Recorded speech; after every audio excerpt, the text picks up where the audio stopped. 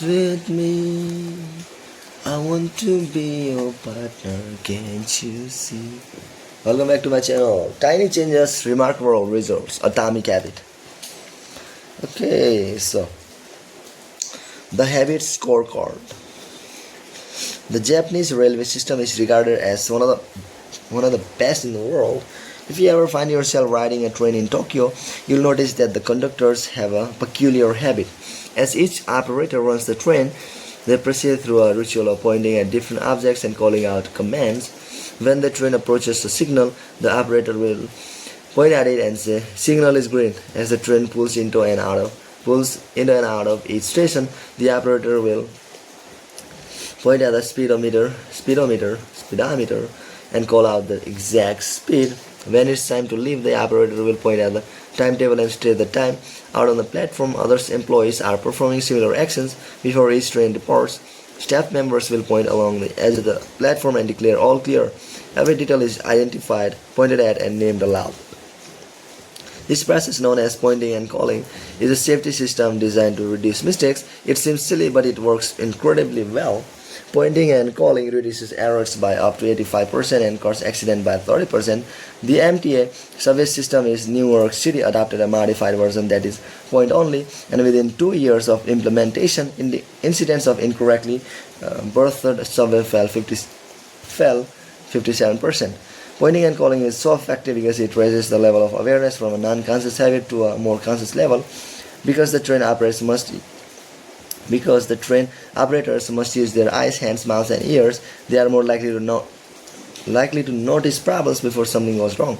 My wife does something similar. Whenever we are preparing to walk out of the door for a trip, she verbally calls out the most essential items in her packing list. I've got my keys, I've got my wallet, I've got my glasses, I've got my husband. The more automatic a behavior becomes, the less likely we are to consciously think about it. And when we've done something 1,000 times before, we begin to overlook things. We assume that the next time will be just like the last. We're so used to doing what we've always done that we don't start to question whether it's the right thing to do at all. Many of our failures in performance are largely attributable to a lack of self-awareness. One of our greatest challenges in challenging habit is maintaining awareness of what we are actually doing.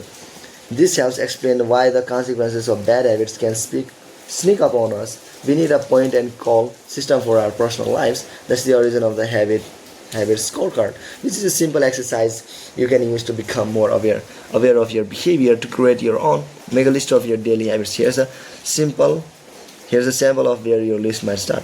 Wake up, turn off alarm, check my phone, go to the bathroom, weigh myself, take a shower, brush my teeth, floss my teeth, put on deodorant, hang up towel to dry, get dressed, make a cup of coffee, and so on. Once you have a full list, look at each behavior and ask yourself, is this a good habit, a bad habit, or a natural habit? If it's a good habit, write plus next to it. If it's a bad habit, write minus. If it's a neutral habit, write is equal to. For example, the list above might look like this: wake up is equal to turn off alarm is equal to check my phone minus go to the bathroom is equal to weigh myself plus take a shower plus brush my teeth plus floss my teeth plus put on deodorant plus hang up towel to dry is equal to get dressed is equal to make a cup of coffee plus. The marks you give to a particular habit will depend on your situation and your goals. For someone who is trying to lose weight, eating a bagel with peanut butter every morning might be a bad habit. For someone who is trying to bulk up and add muscle, the same behavior might be a good habit.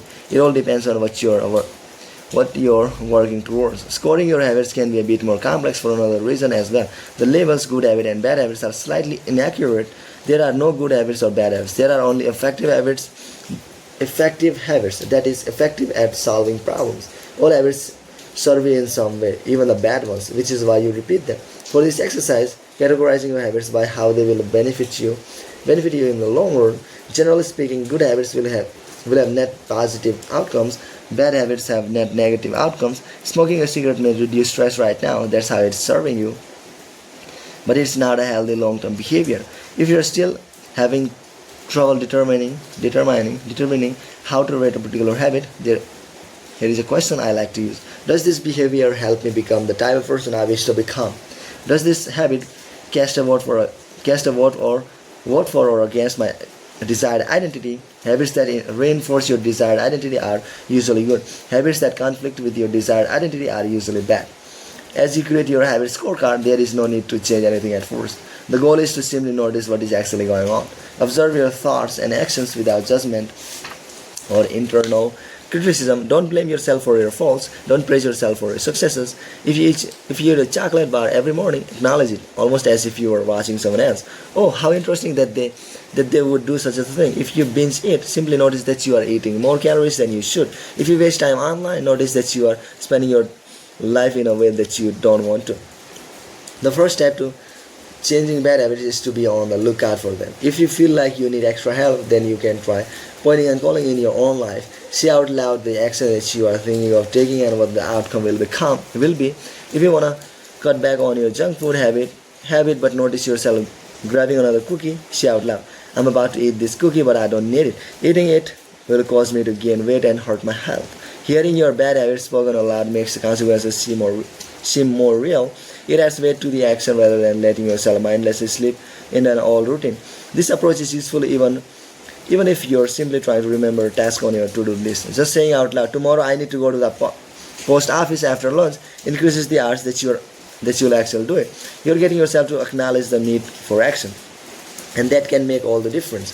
The process of behavior change always starts with awareness. Strategies like pointing and calling and the habit scorecard are focused on getting you to recognize your habits and acknowledge the cues that trigger them, which makes it possible to respond in a way that benefits you. Chapter summary. With enough practice, your brain will pick up on the cues that predict certain outcomes without consciously thinking about it. Once our habits become automatic, we start paying attention to what we are doing. The process of behavior change always starts with awareness. You need to be aware of your habits before you can change them. Pointing and calling raises your level of awareness from a non-conscious habit to a more conscious level by verbalizing your actions. The habit scorecard is a simple exercise you can use to become more aware of your behavior. The best way to start a new habit. Okay. In 2001, researchers in Great Britain began working with 248 people to build better exercise habits over the course of 2 weeks. The subjects were divided into 3 groups. The first group was the control group. They were simply asked to track how often they exercised. The second group was the motivation group. They were asked not only to track their workouts, but also to read some materials on the benefits of exercise. The researchers also explained to the group how exercise could reduce the risk of coronary heart disease and improve heart health. Finally, there was a third group. These subjects received the same presentation as the second group, which ensured that they had equal levels of motivation. However, they were also asked to formulate a plan for when and where they would exercise over the following week. Specifically, each member of the third group completed the following sentence: during the next week, I will partake in at least 20 minutes of vigorous exercise on day at time in place. In the first and second groups, 35 to 38% of people exercise at least once per week. Interestingly, the motivational presentation given to the second group seemed to have no meaningful impact on behavior, but 91% of the third group exercised at least once per week, more than double the normal rate. The sentence they filled out is what researchers refers to as an implementation intention, which is a plan you make beforehand about when and where to act. That is how you intend to implement a particular habit. The cues that can trigger a habit come in a wide range of forms: the feel of your phone buzzing in your pocket, the smell of chocolate chip cookies, the sound of ambulance striders. But the two most common cues are time and location. Implementation intentions leverage both of these cues. Broadly speaking, the format for creating an implementation intention is: when situation X arises, I will perform response Y. Hundreds of studies have shown that implementation intentions are effective for sticking to our goals, whether it's writing down the exact time and date of when you will get a flu shot or recording the time of your colonoscopy appointment. They increases the odds that people will stick with habits like recycling, starting going to sleep early, and stopping smoking. Researchers have even found that voters turnout increases when people are forced to create implementation intention by answering questions like: what route are you taking to the polling station? And what time are you planning to go? What bus will get you there? Other successful government programs have prompted citizens to make a clear plan to send taxes in on time or provided directions on when and where to pay late traffic bills. The punchline is clear.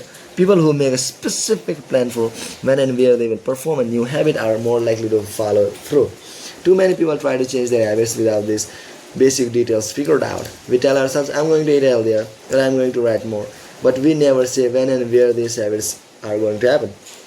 We leave it up to chance and hope that we will just remember to do it or feel motivated at the right time. And implementation intention sweeps away foggy notions like I want to work out more, or I want to be more productive, or I should vote, and transforms them into a concrete plan of action. Many people think they lack motivation when they really lack is clarity. It's not always obvious when and where to take action. Some people spend their entire lives waiting for the time to be right to make an improvement. Once an implementation intention has been set, you don't have to wait for inspiration to strike. Do I write a chapter today or not? Do I meditate this morning or at lunch? When the moment of action occurs, there is no need to make a decision. Simply follow a predetermined plan. The simple way to apply this strategy to your habits is to fill out this sentence. I will behave here at time in location. Meditation. I will meditate for 1 minute at 7 a.m. in my kitchen. Studying. I will study Spanish for 20 minutes at 6 p.m. in my bedroom. Exercise. I will exercise for 1 hour at 5 p.m. in my local gym. Marriage. I will make my partner a cup of tea at 8 a.m. in the kitchen. If you aren't sure when to start your habit, try the first day of the week, month, or year. People are more likely to take action at those times because hope is usually higher. If we have hope, we have a reason to take action. A fresh start feels motivating. There is another benefit to implementation intentions. Being specific about what you want and how you'll achieve it helps you say no to things that derail progress, distract your attention, and pull you off course. We often say yes to little requests because we are not clear enough about what we need to be doing instead. When your dreams are vague, it's easy to rationalize little exceptions all day long and never get around to the specific things you need to do to succeed. Give your habits a time and space to live in the world. The goal is to make the time and location so obvious that with enough repetition you get an urge to do the right thing at the right time. Even if you aren't say why, as the writer Jason Zuvik noted, obviously you are never going to just work out without conscious thought, but like a dog salivating at a bell, maybe you start to get antsy around the time of the day you normally work out. There are many ways to use implementation intentions in your life and work. My favorite approach is one I learned from Stanford professor BJ Fogg, and it's a strategy I refer to as habit stacking. So that's it, guys. Tomorrow we'll be reading habit stacking. Okay, bye.